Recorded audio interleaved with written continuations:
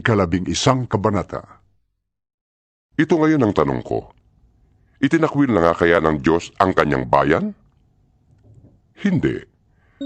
Ako'y isang Israelita rin, mula sa lahi ni Abraham at kabilang salipi ni Benjamin. Hindi itinakwil ng Diyos ang kanyang bayan na sa simula pa'y hinirang na niya. Hindi ba ninyo alam ang sinasabi ng kasulatan tungkol kay Elias? Dumaing siya sa Diyos dahil sa ginagawa ng Israel. Panginoon, Sabi niya, pinatay nila ang iyong mga propeta at giniba ang iyong mga dambana. Ako na lamang ang natitira at ibig pa nilang patayin. ngunit ano ang sagot sa kanya ng Diyos? Nagtira ko ng 7,000 lalaking hindi sumamba sa Diyos-Diyosang si Baal. Ganoon din sa kasalukuyan. Mayroon pang nalalabing mga hinirang ng Diyos dahil sa kanyang kagandahang loob. At kung iyon ay dahil sa kanyang kagandahang loob, maliwanag na hindi dahil sa gawa. Sapagkat kung ang ginawa ng tao ang batayan, hindi na masasabing kagandahang loob yun. Ano ngayon? Hindi nakamtan ng bansang Israel ang kanyang ninanais. Ang mga hinirang lamang ang nagkamit nito dahil matigas ang ulo ng iba.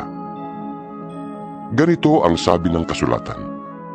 Binigyan sila ng Diyos ng manhid na diwa, mga matang hindi makakita, at mga tengang hindi makarinig hanggang sa panahong ito. At sinabi rin ni David, Maging bitag at patibong nawa ang kanilang pagpipista, isang katitisuran at parusa sa kanila. Lumabo nawa ang kanilang mata nang hindi sila makakita, at sila'y makuba sa hirap habang nabubuhay.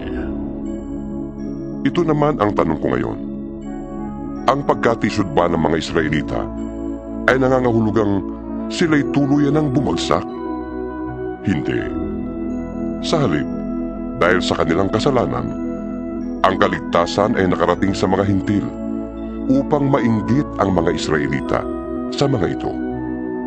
Ngayon, kung ang kasalanan ng mga Israelita ay nagdulot ng masaganang pagpapala sa sanlibutan, at kung ang kanilang pagbagsak ay nagdulot ng masaganang pagpapala sa mga hintil, ay di lalo na kapag nagbalik loob sa Diyos ang buong Israel. Ito naman ang sasabihin ko sa inyo, mga hintil. Yamang ako'y apostol ninyo, ipinagmamalaki ko ang aking tungkulin. Ginagawa ko ito upang inggitin ang aking mga kababayang Hudyo, at nang sa gayon ay maligtas ang ilan man lamang sa kanila. Kung ang pagkatakwil sa kanila ay naging daan upang maibalik sa Diyos ang sanlibutan, ang muling pagtanggap sa kanila ng Diyos ay matutulad sa muling pagkabuhay ng patay. Kung ang unang tinapay ay inihandog sa Diyos, ang lahat ng tinapay na mula sa masang pinagkunan noon ay para na ring inihandog sa Diyos. At kung ang ugat ng punong kahoy ay inihandog sa Diyos, gayon din ang mga sanga nito. Kung pinutol ang ilang sanga ng punong ulibo, at ikaw na sanga ng ulibong ligaw, ang idinugtong sa puno upang makabahagi sa buhay na nanggagaling sa ugat ng punong ito, huwag kang magmalaki sa mga sangang pinutol. Alalahanin mong hindi ikaw ang bumubuhay sa mga ugat. Ang mga ugat ang bumubuhay sa iyo. Sasabihin mo naman, pinutol ang mga sanga upang ako'y maidugtong. Totoo yan. Pinutol sila dahil hindi sila sumampalataya sa Diyos. At ikaw naman ay idinugtong dahil sumampalataya ka sa Kanya. Kaya't huwag kang magmataas. Sa halip ay matakot ka. Sapagkat kung ang mga tunay na sanga ay hindi pinanghinayangan ng Diyos, ikaw pa kaya ang panghihinayangan niya? Dito'y makikita natin ang kabutihan at kabagsikan ng Diyos. Naging mabagsik siya sa mga hindi nananalig sa Kanya. Subalit, mabuti siya sa inyo kung mananatili kayo sa Kanyang kabutihan. Kung hindi, kayo may puputulin din. Ang mga Hudyo'y idudugtong niyang muli sa puno kung sila ay sasampalataya, sapagkat kayang gawin yun ng Diyos. Kung ikaw na sangganggaling sa ulibong ligaw ay naidugtong sa tunay na ulibo, kahit nasalungat ang ganoon sa takbo ng kalikasan, lalo pang madaling idugtong sa puno ang mga tunay na sanga nito. Mga kapatid, isang hiwaga ang ibig kong malaman ninyo upang hindi maging mataas ang palagay ninyo sa inyong sarili. Ang pagmamatigas ng Israel ay pansamantala. Tatagal lamang yon hanggang sa mabuo na ang takdang bilang ng lahat ng mga hintil na lalapit sa Diyos.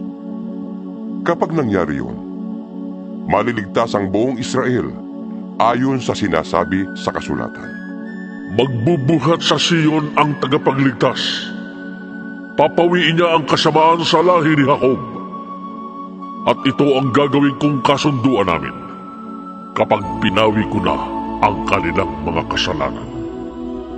Dahil tinanggihan ng mga Israelita ang magandang balita, sila'y naging kaaway ng Diyos, at kayong mga hintil ang nakinabang.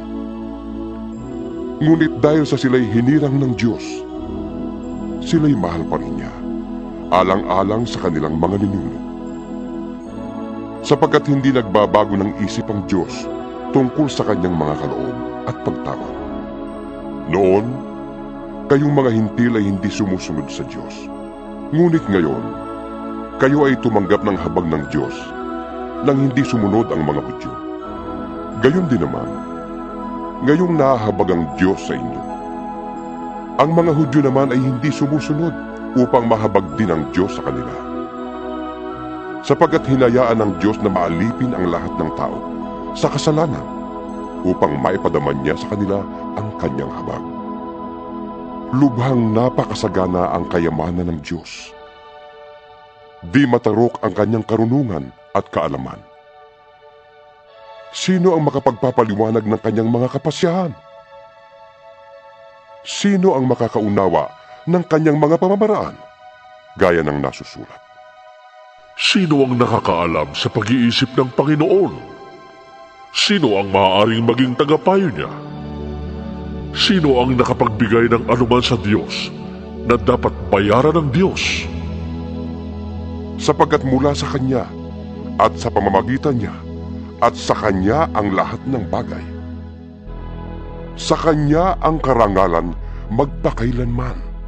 Amen.